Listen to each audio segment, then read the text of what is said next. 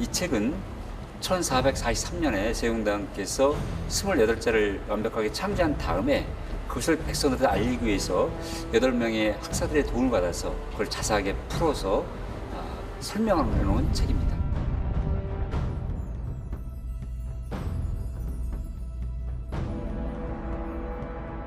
독립이 될 그날에 우리가 그런 문화재들을 가지고 있지 않다면은 우리가 얼마나 뛰어난 문화와 역사를 가지고 있는지를 증명할 수가 없기 때문에 그것을 증거하기 위해서 그걸 모으고 지키고 그리고 또 연구를 하셨습니다.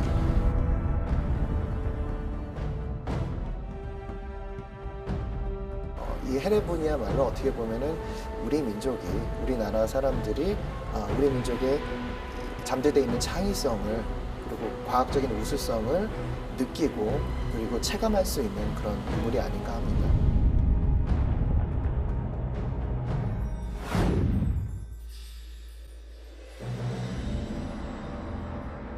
평소 일반 국민이 접할 수 없었던 헤레본을 원본 그대로 복간을 해서 제공할 수 있는데 가장 큰 의의가 있다고 생각이 됩니다.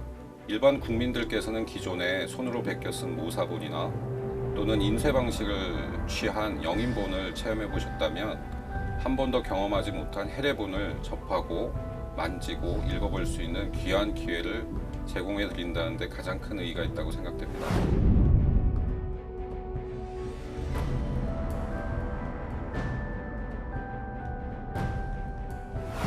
간송미술문화재단에서 소장한 상태 그대로를 이제 복관을 해야 되기 때문에 그 전문가라든가 그 다음에 이제 관련된 분야에 계신 분들한테 고증을 받고 의견도 여러 차례 받았는데 그것들을 다 반영하는데 제일 노력을 많이 했고요. 지금 만들어진 지 한 570년 정도 되었거든요. 그래서 그 세월의 흔적이라든가 일부는 오염된 부분도 있는데 저희가 현상복제라고 해서 있는 상태 그대로를 만드는 거기 때문에 그런 부분까지도 다 반영하는데 좀 노력을 했습니다.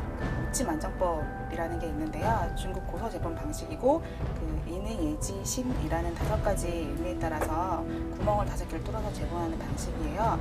그런데 간송에서 소장한 헤레본 같은 경우에는 시간이 흐르면서 그 위아래의 일부 좀 길이가 잘렸어요. 그래서 그러다 보니까 이제 오침을 원래는 따랐지만 중간에 그 윗부분이 좀 잘려가지고 현재 사치만정법의 모양을 갖추고 있습니다. 자루매기 같은 경우에는 종이 한쪽에 이제 내용을 쓴 다음에 반으로 접어서 제본하는 방식인데요.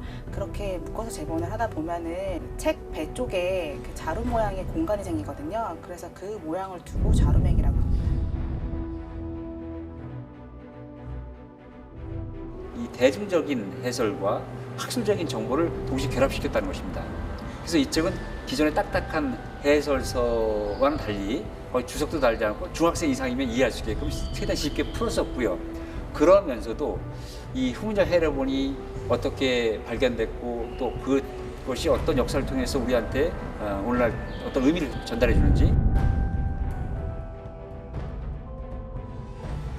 인구 1000만 명 이상이 사용하는 주요 문자 중에서 주요 언어 문자 중에서 그게 왜 창제가 됐고 어떻게 창제가 됐으면 어떤 원리로 창제가 됐는지가 밝혀진 유일한 문자가 한글입니다.